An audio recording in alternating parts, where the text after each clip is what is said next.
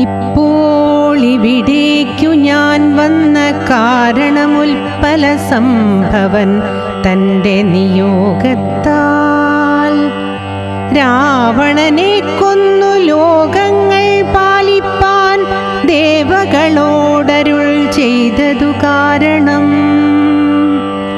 മർത്യനായി വന്നു ജനിച്ചു ദശരഥപുത്രനായെന്നതോ നിശ്ചയമെങ്കിലും പൂജ്യനായോരു ഭവാനെ ദശരഥൻ രാജ്യരക്ഷാർത്ഥം അഭിഷേകമിക്കാലം ചെയ്യുമാറെന്നൊരുമ്പെട്ടിരിക്കുന്നിതു നീയും അതിനനുകൂലനായി വന്നിടും. പിന്നെ ദശമുഖനെ കൊന്നുകൊള്ളുവാൻ എന്നും അവകാശമുണ്ടായി. നമസ്കാരം. സച്ഛഭാരതിലേക്ക് ഒരിക്കൽ കൂടി സ്വാഗതം. രാമായണ മാസമായ ഈ സമയത്ത് ബാലകാണ്ഡം കഴിഞ്ഞ് ഇന്ന് നമ്മൾ അയോധ്യാകാണ്ഡത്തിലേക്ക് കടക്കുകയാണ്. ബാല്യകാണ്ഡത്തിൽ ബാലനായിരുന്ന കൗമാരക്കാരനായിരുന്ന രാമനെ നമ്മൾ കണ്ടു. അതിനുശേഷം സീതാ സ്വയംവരവും കഴിഞ്ഞ് ശേഷം പരശുരാമനെ കണ്ട് അദ്ദേഹം നൽകിയ വൈഷ്ണവ ചാപം കുലച്ച് താൻ വില്ലാളി വീരനാണ് എന്ന് ഒരിക്കൽ കൂടി രാമൻ തെളിയിച്ചു. അയോധ്യാകാണ്ഡത്തിലേക്ക് കടക്കുമ്പോൾ തികച്ചും വ്യത്യസ്തമായ ഒരു പാതയിലൂടെയാണ് നമ്മൾ സഞ്ചരിച്ചു തുടങ്ങുന്നത്. അയോധ്യാകാണ്ഡത്തിന്റെ ആദ്യം തന്നെ നാരദ രാഘവ സംവാദമാണെന്ന് നമ്മൾ പറയുമ്പോഴും നാരദൻ സീതയെയും രാമനെയും സ്തുതിക്കുന്ന രംഗമാണ് തുടക്കത്തിൽ തന്നെ. ശേഷം നാരദൻ വന്ന് താൻ ബ്രഹ്മാവിന്റെ ദൂതനാണ് എന്നും രാമജന്മത്തിന്റെ ഉദ്ദേശം എന്ത് എന്നും രാമനോട് വെളിപ്പെടുത്തുന്നു. സാധാരണ ഒരു പാരായണം പോലെയല്ല രാമായണം ഇവിടെ അവതരിപ്പിക്കുന്നത്. നമ്മുടെ കൂടെ ആചാര്യനായ ശ്രീ ഗോപിനാഥ് പൂതൃക്കയുണ്ട്. അദ്ദേഹം ഓരോ ഘട്ടങ്ങളെയും അതിൻ്റെതായ രീതിയിൽ ആധുനിക രീതിയിൽ എങ്ങനെ നമുക്ക് ജീവിതത്തിലേക്ക് പരിവർത്തനം ചെയ്യാം എന്ന് വളരെ വ്യക്തമായി നമുക്ക് പറഞ്ഞു തരുന്നു. അദ്ദേഹത്തെ സ്വാഗതം ചെയ്യാം. നമസ്കാരം. അപ്പോൾ നമ്മൾ ആറാമത്തെ ഭാഗത്തിലേക്ക് കിടക്കുകയാണ്. ആറാമത്തെ ഭാഗത്തിലേക്ക് കിടക്കുമ്പോൾ ബാലകാണ്ഡത്തിൽ നിന്നും നമ്മൾ അയോധ്യാകാണ്ഡത്തിലേക്ക് വരികയാണ്. ഞാൻ സൂചിപ്പിച്ച മാതിരി ഇവിടെ നാരദനും രാമനും തമ്മിലുള്ള ഒരു സംവാദം ആണ് എന്ന് പറയുമ്പോൾ തന്നെയും തുടങ്ങുന്നത് തന്നെ നാരദൻ സീതയും രാമനെയും സ്തുതിച്ചുകൊണ്ട് തന്നെയാണ്. അദ്ദേഹം പറയുന്നു, രുദ്രനല്ലോ ഭവാൻ രുദ്രാണി ജാനകി രുദ്രമംനി ലതാരൂപിണി ജാനകി എന്ന് പറയും. അങ്ങനെയൊക്കെയാണ് അദ്ദേഹം സ്തുതിച്ചു വരുന്നത്. അപ്പോ അങ്ങനെ ആ ഒരു അവസരത്തിൽ എങ്ങനെയാണ് നമുക്ക് ഇതിനെ പ്രേക്ഷകരിലേക്ക് നമുക്ക് ഇത് എത്തിക്കാൻ സാധിക്കുന്നത്? എല്ലാവർക്കും നമസ്കാരം. എല്ലാ സജ്ജനങ്ങൾക്കും ശ്രീരാമന്റെ സീതയുടെ അനുഗ്രഹം ഉണ്ടാവട്ടെ എന്ന് പ്രാർത്ഥിക്കുന്നു. നമുക്കിന്ന് ആരംഭിക്കാം. ഓം സദാശിവസമാരംഭാം ശങ്കരാചാര്യ മധ്യമാം അസ്മദാചാര്യപര്യന്താം വന്ദേ ഗുരുപരമ്പരാം. ഓം സ്തുതാ മയാ വരദാ വേദമാതാ പ്രചോദയന്താം പാവമാനീ ദ്വിജാനാം ആയുപ്രാണം പ്രജാം പശും കീർത്തിം ദ്രവിണം ബ്രഹ്മവർച്ചസം മയ്യം ദത്വാ വ്രജത ബ്രഹ്മലോകം. ഓം സഹനാവവതു സഹനൗ ഭുനക്തു സഹ വീര്യം കരവാവഹൈ തേജസ്വിനാവധീതമസ്തു മാ വിദ്യുഷാവഹൈ. ഓം ശാന്തി ശാന്തി ശാന്തി. സ്വാഗതം പറയുന്നു. ഇന്നിവിടെ അയോധ്യാകാണ്ഡത്തിലേക്ക് നാം പ്രവേശിക്കുന്നു. രാമായണത്തിലെ എല്ലാ കാണ്ഡങ്ങൾക്കും അതിൻ്റെതായ പ്രാധാന്യങ്ങളുണ്ട്. അയോധ്യാകാണ്ഡത്തിലെ നാരദ രാഘവ സംവാദമാണ് നാം ഇവിടെ ചർച്ച ചെയ്യുന്നത്. നാരദനും രാഘവനും ശ്രീരാമനും തമ്മിലുള്ള സംവാദം. ഇത് സീതാ സ്വയംവരത്തിന് ശേഷമാണ് സംഭവിച്ചിട്ടുള്ളത്. സീതാ സ്വയംവരം കഴിഞ്ഞ് കൊട്ടാരത്തിലെത്തി ശ്രീരാമൻ തൻ്റെ ആ ഗൃഹസ്ഥാശ്രമ ജീവിതം തുടങ്ങാൻ പോകുന്ന ആ സമയത്താണ് ഭൂലോകത്തെ അലങ്കരിച്ചുകൊണ്ട് നാരദ മഹർഷി ആവിർഭവിക്കുന്നത്. ഇവിടെ നാരദനൊരു പ്രത്യേകതയുണ്ട്. കാരണം നമ്മൾ ആദ്യം പറഞ്ഞതുപോലെ വാൽമീകി രാമായണം തുടങ്ങുന്നത് തന്നെ നാരദനോട് ചോദിച്ചുകൊണ്ടാണ്. അത് നമ്മൾ ഓർമ്മിക്കണം. ആദ്യം അത് സൂചിപ്പിച്ചിട്ടുണ്ടായിരുന്നു, തുടക്കത്തിൽ തന്നെ സൂചിപ്പിച്ചു അല്ലെ? നാരദം പരിവപ്രശ്ച, നാരദനോട് ചോദിച്ചു. അപ്പൊ നാരദന് വലിയൊരു പ്രാധാന്യമുണ്ട്. ആ പ്രാധാന്യം വിസ്മരിച്ചുകൂടാ.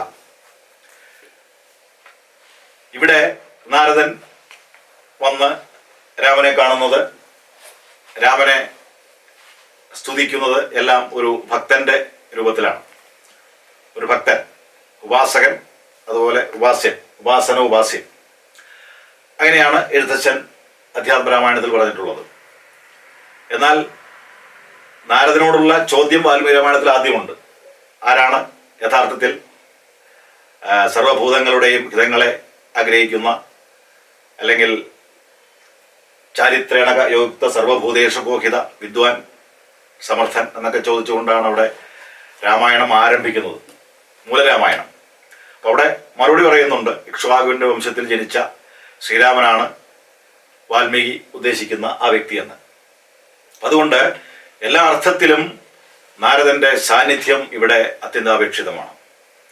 അപ്പൊ നാരദനോട് വന്നിട്ട് രാമനെ സ്തുതിക്കുന്നു, സീതയെ സ്തുതിക്കുന്നു. രണ്ടുപേരെയും താരതമ്യം ചെയ്തുകൊണ്ട് വളരെ ഉത്കൃഷ്ടങ്ങളായ പദങ്ങൾ കൊണ്ട് അവരെ അനുമോദിക്കുന്നു. അവരെ ജഗന്നാഥനും ജഗന്മാതാവുമാണെന്ന് പറയുന്നു. ഇതൊക്കെ നമ്മളിവിടെ വായിക്കുന്നതാണ്. പക്ഷെ നാരദന്റെ ഉദ്ദേശം എന്താണ്? ഒരു ഗൃഹസ്ഥൻ ആ ഗൃഹസ്ഥാശ്രമത്തിലേക്ക് കടക്കുമ്പോൾ അതിൽ തന്നെ ഒതുങ്ങിക്കൂടിയാൽ, അതിനപ്പുറത്തേക്ക് ചിന്തിക്കാതിരുന്നാൽ പിന്നെ ഇവിടെ എന്താണ് സംഭവിക്കുന്നത്?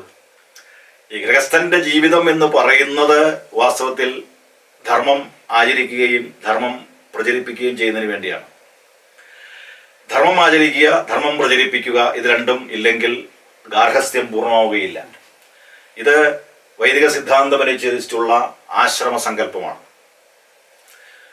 നമ്മളെപ്പോഴും ശ്രദ്ധിക്കേണ്ട ഒരു കാര്യം, ശ്രീരാമൻ വാസ്തവത്തിൽ അങ്ങനെ ഗൃഹസ്ഥനായിട്ട് അവിടെ കഴിഞ്ഞുകൂടിയിരുന്നുവെങ്കിൽ, ഭാര്യയോടും മക്കളോടൊക്കെ കൂടി അങ്ങനെ കൊട്ടാരത്തിലെ സുഖസൗകര്യങ്ങളെല്ലാം അനുഭവിച്ചുകൊണ്ട് കഴിഞ്ഞിരുന്നുവെങ്കിൽ നമുക്ക് ഒരു രാമനെ കാണാൻ കഴിയുകയില്ല. നമ്മൾ ഇന്ന് കാണുന്നതായ ഒരു ഉത്തമ പുരുഷനായ, ഒരു ചക്രവർത്തിയായ, മഹാനായ ഒരു രാമനെ നമുക്ക് അവിടെ കാണാൻ കഴിയുകയില്ല. രാമായണം പോലും ഉണ്ടാവുകയില്ല. അപ്പൊ നാരദൻ അവിടെ ഉപദേശിക്കുന്നതാണ്, അത് പറയുന്നുണ്ട് വ്യക്തമായിട്ട്. ഈ ഗൃഹസ്ഥന്റെ ആ സുഖം, ആ ഗൃഹസ്ഥാശ്രമത്തിൽ പെട്ടുപോവുക അല്ലെങ്കിൽ ബന്ധിതനാവുക എന്ന് പറയുന്നത് സുഖത്തിൽ ബന്ധിതനാവുക എന്നുള്ളതിന് തുല്യമാണ്. അപ്പൊ നമ്മുടെ ജീവിതത്തിലും ഇതിന് പ്രാധാന്യമുണ്ട്. നമ്മൾ ഓരോരുത്തരും ഈ ഗൃഹസ്ഥാശ്രമ ജീവിതം നയിക്കുമ്പോൾ പലപ്പോഴും നമ്മൾ ഈ ധർമ്മത്തിൽ നിന്ന് വ്യതിചലിക്കാറുണ്ട്. ഇനിയിപ്പോൾ സമയമില്ല പുസ്തകം വായിക്കാൻ, കാരണം സ്വാധ്യായത്തിന് സമയമില്ല, കാരണം പ്രാരബ്ധങ്ങളായി. ഈ പ്രാരബ്ധമാണ് പ്രശ്നം. സഞ്ചിത കർമ്മവും പ്രാരബ്ധ കർമ്മങ്ങളും ചുമന്നുകൊണ്ടാണ് നമ്മൾ ഓരോരുത്തരും ജീവിക്കുന്നത്. അപ്പോൾ പ്രാരബ്ധം കൂടുന്തോറും ധർമ്മത്തോട് ആഭിമുഖ്യം കുറയും. ഇത് മനുഷ്യ സഹജമാണ്. ഇവിടെ നാരദൻ ആ ഒരു കാര്യം എല്ലാവരെയും ഓർമ്മിപ്പിക്കുകയാണ്. ധർമ്മത്തിൽ നിന്ന് വ്യതിചലിച്ച് ഒരിക്കലും ജീവിക്കാൻ പാടില്ല എന്നർത്ഥം. കാരണം ലോകം അങ്ങനെയാണ് പോകുന്നത്. ലോകം രാക്ഷസീയതയുടെ കരാളഹസ്തങ്ങളാൽ വിഴുങ്ങപ്പെട്ട് അശാന്തിയുടെയും അതുപോലെ തീവ്രതയുടെയും ആ ഒരു ലോകത്താണ് ജനങ്ങൾ കഴിയുന്നത്. അവിടെ രാമനെ പോലുള്ള ഒരു സൂര്യവംശ ചക്രവർത്തി ഗൃഹസ്ഥനായിട്ട് ഒതുങ്ങിക്കൂടി ഇരുന്നു കഴിഞ്ഞാൽ പിന്നെ എങ്ങനെയാണ് രാക്ഷസാദികളെ അല്ലെങ്കിൽ രാവണ പ്രഭുത്വത്തെ ഇല്ലാതാക്കാൻ കഴിയുന്നത്? അങ്ങനെ കൂടി നമ്മൾ അതിനെ ചിന്തിക്കണം. അപ്പൊ അവിടെ ശരിക്കും അയോധ്യരാമനെയാണ് നമ്മൾ കാണേണ്ടത്. കേവലം ഭക്തന്റെ ഒരു ഉപാസക ബിംബമായിട്ടല്ല കാണേണ്ടത്. അയോധ്യരാമൻ എന്ന ചക്രവർത്തി എന്ന് പറയുമ്പോൾ തന്നെ വാജപേയിയാണ്. നമ്മൾ ഈ വാജപേയി എന്ന് പറയുമ്പോൾ കേവലം ഒരു സ്ഥാനപ്പേരല്ല, ശക്തിയാണ്. വാജപേയി എന്ന് പറഞ്ഞു കഴിഞ്ഞാൽ ശക്തനാണ്, ആ അശ്വത്തിന്റെ ശക്തി, ആ ശക്തി സമാർജിച്ചിട്ടുള്ള ചക്രവർത്തിയാണ് വാജപേയി എന്ന് പറയുന്നത്. അല്ലാതെ കേവലം ഒരു യജ്ഞം നടത്തിയതുകൊണ്ട് കിട്ടുന്ന ഒരു പേരല്ല. ഇവിടെ ചക്രവർത്തിയുടെ ഒരു തലത്തിലേക്ക് അദ്ദേഹം ഉയരണമെങ്കിൽ, ആ സൂര്യവംശിയുടെ പാരമ്പര്യം സംരക്ഷിക്കണമെങ്കിൽ തീർച്ചയായിട്ടും അദ്ദേഹം കൊട്ടാരത്തിൽ നിന്ന് പുറത്തേക്ക് ഇറങ്ങണം. അങ്ങനെ തന്നെ നമ്മൾ തീരുമാനിക്കണം. അപ്പൊ നമ്മൾ ഓരോരുത്തരും ഇറങ്ങണം. നമ്മൾ ഓരോരുത്തരും ഈ ധർമാചരണത്തിന് വേണ്ടി ദന്തഗോപുരത്തിൽ നിന്ന് പുറത്തേക്ക് ഇറങ്ങണം. അല്ലെങ്കിലോ ധർമ്മം നശിച്ചു പോകും. ഈ പ്രസംഗിച്ചാൽ മാത്രം പോരാ. ധർമ്മോ രക്ഷത എന്ന് നമ്മൾ വാക്കുകൾ കൊണ്ട് ഈ പറയുന്നത് പോലെ അമ്മാനമായിട്ട് കാര്യമില്ല. അപ്പൊ ധർമ്മം നടപ്പാവണമെങ്കിൽ നാം ഓരോരുത്തരും നമ്മുടെ കൊട്ടാരങ്ങളിലെ ആ ക്ഷണിക സുഖങ്ങളിൽ അഭിരമിച്ച് ജീവിച്ചാൽ പോരാ. നാം ഓരോരുത്തരും പുറത്തേക്ക് ഇറങ്ങണം. അതായിരിക്കണം നമ്മുടെ ജന്മോദ്ദേശ്യം. നമ്മൾ ഓരോരുത്തരും അവതാരങ്ങളാണ്. അതാണ് വൈദിക സിദ്ധാന്തത്തിന്റെ ഒരു പ്രത്യേകത. ഓരോരുത്തരും ഈ അവതരിക്കുക എന്ന് പറഞ്ഞു കഴിഞ്ഞാൽ പുറത്തേക്ക് ഇറങ്ങി വരിക എന്നാണ് അർത്ഥം. അല്ലാതെ എന്തെങ്കിലും ഒരു വേഷം കെട്ടി അത്ഭുതങ്ങൾ കാണിക്കുന്ന ഒരു ജീവി എന്നുള്ള അർത്ഥത്തിലല്ല നാം മനസ്സിലാക്കേണ്ടത്. അപ്പൊ ഇവിടെ ശ്രീരാമനെ പോലുള്ള ഒരു വ്യക്തിക്ക് നാരദനിങ്ങനെ ഉപദേശം കൊടുക്കുവാൻ കാരണം, ഞാൻ രാമായണത്തിലുള്ള ഓരോ ഭാഗം കൂടെ പറയുന്നില്ല, അതിന്റെ ആവശ്യമില്ല, നിങ്ങൾക്ക് വായിച്ചാൽ മനസ്സിലാവും. അപ്പോ ഉപദേശം കൊടുക്കുവാനുള്ള കാരണം രാമൻ എന്ന ഈ മര്യാദാ പുരുഷോത്തമനെ ലോകമറിയണം. രാമനിലൂടെ മാത്രമേ ധർമ്മസാമ്രാജ്യം സ്ഥാപിക്കുവാൻ സാധിക്കുകയുള്ളൂ എന്ന് നാരദൻ അറിയാം. വാൽമീകിയും അതുകൊണ്ടാണ് നാരദനോട് ചോദിച്ചുകൊണ്ട് ഈ രാമായണം ആരംഭിക്കുവാൻ കാരണം. ഇവിടെ അധ്യാത്മരാമായണത്തിൽ വരുമ്പോൾ രാമനെ ഭക്തന്റെ ഒരു ഉപാസനാ ബിംബമായിട്ട് ചിത്രീകരിക്കുന്നതോടൊപ്പം ഓരോ മനുഷ്യരും എങ്ങനെയാണ് ധർമ്മം ആചരിക്കേണ്ടതെന്ന് കൂടി ഇവിടെ ഉപദേശിക്കുകയാണ്. അത് നമ്മൾ ശ്രദ്ധിക്കണം. കാരണം നമ്മുടെ ജീവിതം തന്നെ, മാനവ ജീവിതത്തിന്റെ ഏറ്റവും വലിയ പ്രശ്നം എന്ന് പറഞ്ഞു കഴിഞ്ഞാൽ നമ്മൾ നമ്മുടെ ആ സുഖലോലുപതയിൽ മുഴുകി കഴിയുവാൻ ആഗ്രഹിക്കുന്നവരാണ്. അവസാനം ഇങ്ങനെ പോകും, ജീവിതം മുന്നോട്ട് പോയി നമ്മുടെ പൂന്താനം പറഞ്ഞ പോലെ യുദ്ധം ഓരോന്ന് ചിന്തിച്ചിരിക്കവേ ചത്തുപോകുന്നു പാവം ശിവശിവ.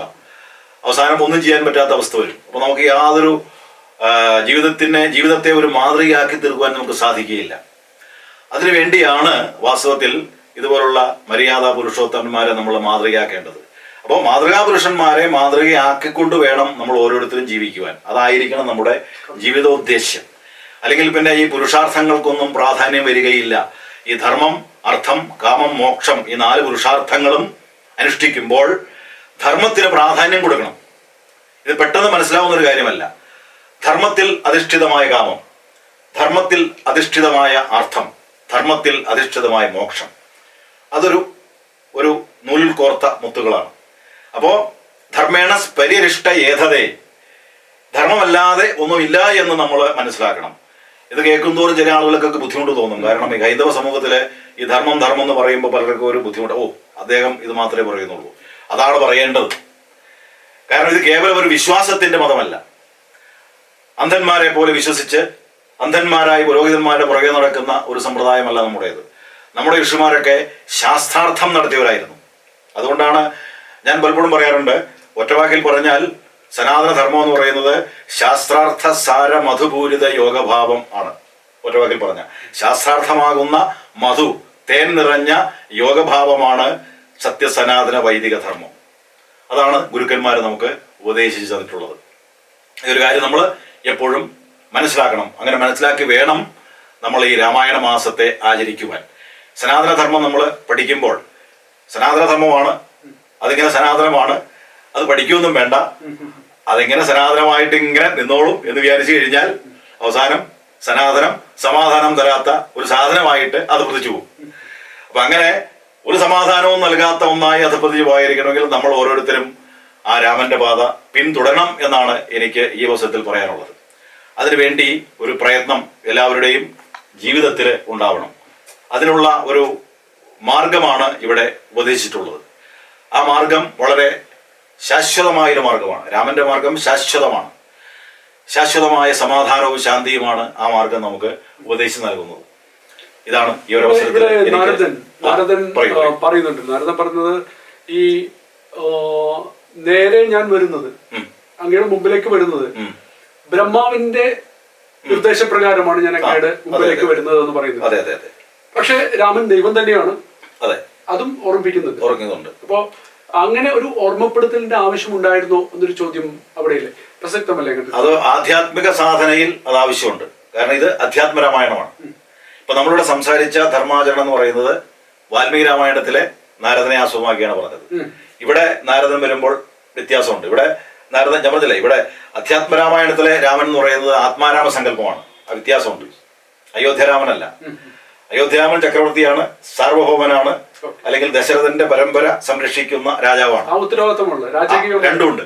അത് രണ്ടും നമ്മൾ മനസ്സിലാക്കണം. ഇത് രണ്ടും മനസ്സിലാക്കി വേണം നമ്മൾ ജീവിക്കാൻ. കാരണം ചരിത്രവും വേണം, ഉപാസനയും വേണം. ഈ ചരിത്രത്തിൽ നിന്ന് പിന്മാറി കഴിഞ്ഞാൽ നമ്മൾ പലപ്പോഴും എന്താണെന്നറിയാം, ഇതെല്ലാം കെട്ടുകഥകളായിട്ട് ആള് പഠിക്കും. അതാണ് കുഴപ്പം. അപ്പൊ ഇന്ന് ഭാരതീയ ദർശനം എന്ന് പറയുന്നത് അതിൽ പറയുന്നത് മിത്തോളജി അല്ല. മിത്തോളജിയിൽ നിന്ന് പഠിപ്പിച്ച് നമ്മുടെ ആളുകൾ ഇതൊരു മിത്തായിട്ട്, എന്ത് പറഞ്ഞാലും മിത്ത്, ഒരു വാക്കുണ്ട്, മിത്ത് എന്ന് പറഞ്ഞാൽ മിഥ്യ, അതിന്റെ സംസ്കൃതമാണ്. മിഥ്യ എന്ന സംസ്കൃത വാക്കിൽ നിന്നാണ് മിത്ത് എന്ന് ഇംഗ്ലീഷ് വാക്ക്. തീർച്ചയായിട്ടും ഈ പാശ്ചാത്യ ഗ്രീക്ക് സംസ്കാരങ്ങളെ മുഴുവൻ അവർ എപ്പിക്കുന്നു. ഇവിടെ മിത്തോളജി അല്ല, ഭാരതീയ ദർശനമാണ്, ദർശനം. അപ്പോൾ ദർശനം എന്ന് നാം മനസ്സിലാക്കണം. അപ്പൊ ദർശനം എന്ന് മനസ്സിലാക്കുമ്പോൾ നമുക്ക് ഇതിന്റെ അർത്ഥം മനസ്സിലാവും. അപ്പൊ അതിനു വേണ്ടിയിട്ടാണ് നമ്മൾ പഠനവും പാഠനവും നടത്തേണ്ടത്. ഇത് രണ്ടും ഇല്ല അവിടെ. ഇന്ന് ഭാരതത്തില് പഠനം എന്ന് പറഞ്ഞാൽ പഠിക്കുക, പാഠനം എന്ന് പറഞ്ഞാൽ പഠിപ്പിക്കുക, അതില്ല. ഇത് രണ്ടും ഇല്ലാത്തത് കൊണ്ടാണ് നമുക്ക് ഈ സംശയം വരാൻ കാരണം. നമുക്കൊക്കെ ഗുരുക്കന്മാരുടെ കാരുണ്യം കൊണ്ട് കുറച്ച് കിട്ടിയത് കൊണ്ട് നമ്മൾ ഇത്തരം കാര്യങ്ങൾ പറയുന്നെന്ന് മാത്രം. അപ്പൊ അതുകൊണ്ട് നമ്മുടെ വരും തലമുറ ഈ അന്ധന്മാരുടെ പുറകെ നടക്കാതെ ശരിയായ ദർശനത്തിന്റെ മാർഗത്തിലൂടെ സഞ്ചരിച്ച് ഈ തത്വങ്ങൾ പഠിച്ച് ജീവിതത്തിൽ നടപ്പാക്കുകയും അവരുടെ ജീവിതത്തെ ഒരു ധർമാചരണ പദ്ധതിയാക്കി മാറ്റുകയും ചെയ്യണം എന്നുള്ളതാണ് ഇന്നെനിക്കിവിടെ പറയാനുള്ളത്. ഇപ്പോഴും ഈ നടപ്പ് സമയത്ത് ഒട്ടനവധി രാമന്മാരുടെ ആവശ്യമുള്ളൊരു സമയത്തേക്ക് വന്നേക്കാണ്. ലോകത്തിന്റെ കാര്യം എടുത്തു നോക്കുകയാണെങ്കിൽ ഒട്ടനവധി ഭീകരവാദങ്ങളും മറ്റു വെല്ലുവിളികളും നിറഞ്ഞ ഈ സമൂഹത്തിൽ രാമന്റെ ആവശ്യം വീണ്ടും ഇവിടെ ഉണ്ട് എന്ന് തോന്നുന്നില്ലേ? തീർച്ചയായിട്ടും ഉണ്ട്. കാരണം അസുരൻ എന്ന് പറഞ്ഞു കഴിഞ്ഞാൽ വാക്കിന്റെ അർത്ഥം അസുവിൽ രമിക്കുന്നവൻ എന്നാണ്. അസു പ്രാണനാണ്. പ്രാണൻ, ഞാൻ എൻ്റെ കാര്യം, ഈ പ്രാണനിൽ ഞാൻ തന്നെ രമിക്കുകയാണ്, മറ്റുള്ളവരുമായിട്ട് എനിക്ക് യാതൊരു ബന്ധവുമില്ല. അപ്പോ ഈ മനുഷ്യൻ തന്നെയാണ് അസുരൻ. അപ്പോ അസുവിൽ രമിക്കുന്നവനാണ് അസുരൻ. ആ അസുരഭാവം ലോകത്ത് കൂടിക്കൊണ്ടിരിക്കുകയാണ്. ആസുരീയത എന്ന് പറയും. ഇന്ന് പൂജിക്കുന്ന മുഴുവൻ അസുരന്മാരെയാണ്, അല്ലെ? പറഞ്ഞു കഴിയുമ്പോൾ പലർക്കും ബുദ്ധിമുട്ടുണ്ടാവും. അപ്പോൾ ആസുരീയതയെ പൂജിക്കുന്ന ലോകത്ത് രാമന്റെ ധർമ്മപ്രചരണത്തിന് പ്രാധാന്യം ഉണ്ടെന്നാണ് എനിക്ക് പറയാനുള്ളത്. അപ്പോൾ നമ്മൾ തിരിച്ചറിയണം. പ്രത്യേകിച്ച് ഹൈന്ദവ സമൂഹം അതിൽ ഉറച്ചു നിൽക്കണം. അല്ലെങ്കിൽ പിന്നെ നമ്മൾ ഈ രാമായണ മാസം ആചരിച്ചുകൊണ്ട് ഒരു പ്രയോജനം ഇല്ലാതെ വരും. ഈ പ്രായോഗികമായി അങ്ങനെ ഒരു തിരിച്ചറിവാണ് നമുക്ക് വേണ്ടത്. എങ്കിൽ തന്നെയും നാരദ രാഘവ സംവാദം അത് വായിച്ചാലുള്ള ബലപ്രാപ്തിയെ കുറിച്ച് തന്നെ അതിന്റെ ഏറ്റവും അവസാന ഭാഗത്ത് പറയുന്നുണ്ട്. നാരദ രാഘവ സംവാദം ഇങ്ങനെ നേരെ പഠിക്കതാൻ കേൾക്കതാൻ ഓർക്കതാൻ ഭക്തി കൈക്കൊണ്ട് ചെയ്യുന്ന മനുഷ്യനു മുക്തി ലഭിക്കും, അതിനില്ല സംശയം എന്ന് പറഞ്ഞു നിർത്തുകയാണ്. അതും കൂടി കാരണം മുക്തി എന്ന് പറയുന്നത് എന്താണ്? മോക്ഷമാണ്. ഉപാസകന് ആഗ്രഹിക്കുന്നത് മോക്ഷമാണ്. അപ്പോൾ നാരദരാഘവ സംവാദം എന്ന് പറയുന്നത് ഈ രണ്ടുപേരുടെയും ആ ഭാഗം നമ്മൾ കൃത്യമായിട്ട് പാരായണം ചെയ്യുമ്പോൾ നമ്മളുടെ ഏകാഗ്രത വർദ്ധിക്കുകയും നമ്മുടെ ആത്മാവിനെ ഉന്നതി പ്രാപിക്കുകയും ചെയ്യുന്നു. അല്ലെങ്കിൽ ആത്മോന്നതിക്ക് വേണ്ടിയിട്ട് നമ്മളത് നിത്യം പാരായണം ചെയ്യുന്ന നല്ലതാണ് അർത്ഥം. അതൊരു ഫലം മാത്രമാണ്. പക്ഷെ അതോടൊപ്പം തന്നെ നമ്മുടെ ഉത്തരവാദിത്വത്തിൽ നിന്ന് നമ്മൾ പിന്തിരിയുന്ന അർത്ഥം. നമ്മുടെ അലസതയിൽ നിന്നൊരു മുക്തി നേടി നമ്മുടെ പ്രായോഗിക തലങ്ങളിലേക്ക് നമ്മൾ ഇതിലുണ്ടല്ലോ. അപ്പൊ നമ്മുടെ സംസ്കാരത്തിന്റെ ഭാഗം തന്നെ വ്രജത ബ്രഹ്മലോകം എന്നുള്ളതാണ്. ഇപ്പൊ നമ്മൾ ആദ്യം ചൊല്ലിയ മന്ത്രമുണ്ടല്ലോ, സുധാമയ വരദ വേദമാത പ്രചോദയന്താം പാപമാനി ദ്വിജാനം ആയി പ്രാണം പ്രജാം കീർത്തിം പശും ദ്രവിണം ബ്രഹ്മവർച്ചസം മയ്യം ദത്വ.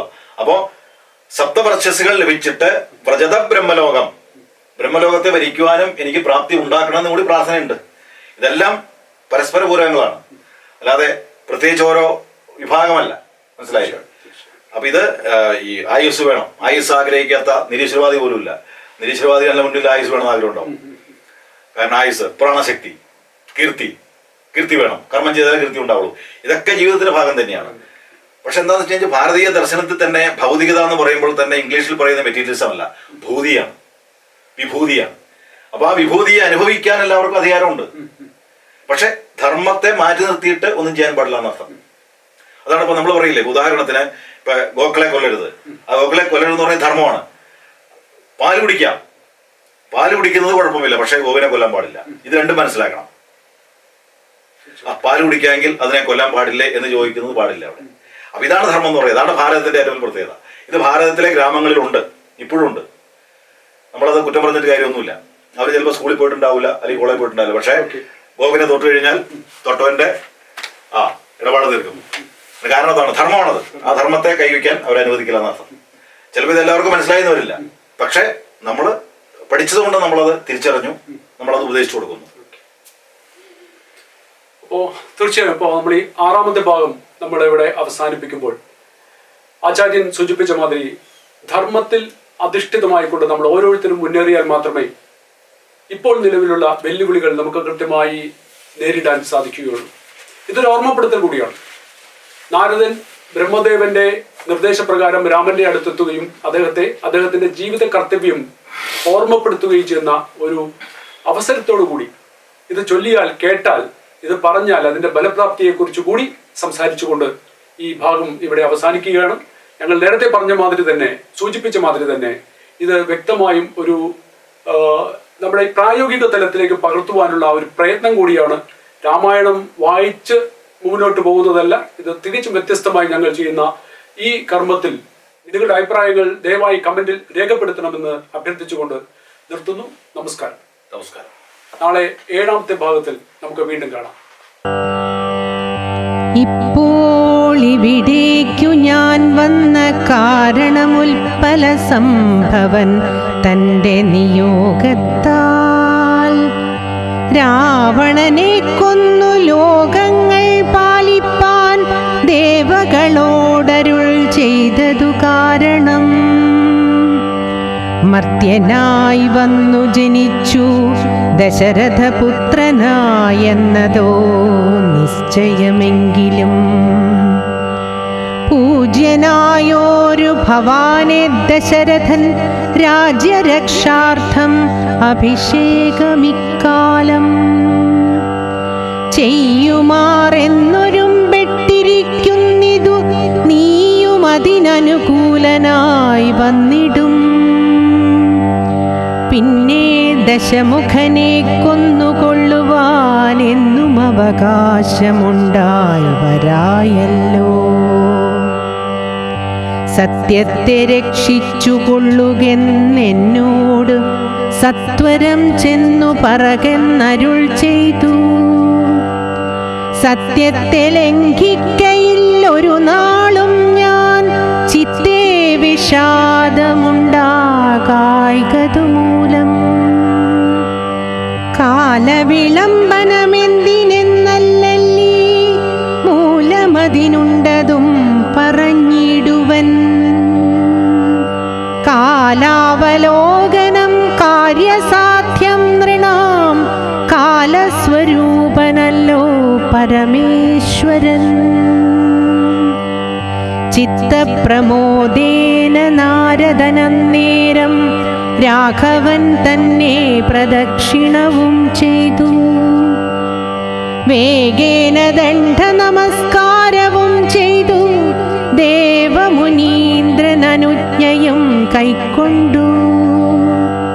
ദേവലോകം ഗമിച്ചിടിനാനാദരാൽ നാരദ രാഘവ സംവാദമിങ്ങനെ.